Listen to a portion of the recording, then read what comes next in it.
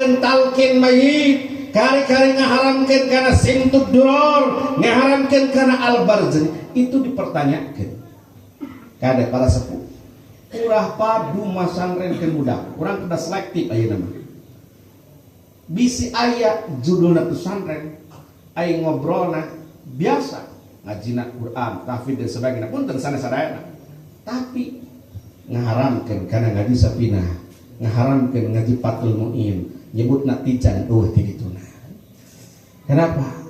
Upami bahasa pangarsa pun guru mah pangarsa Buya Busyiri, kieu bahasa teh. Zaman kieu teh loba jalma katalal Quran tapi teu paham Quran. Loba jalma anu nyaho kana dapuran awi tapi teu nyaho kana mafhum awi. Katalar Quran tapi teu apal mafhum Quran. Ibarat jalma nyaho kana awi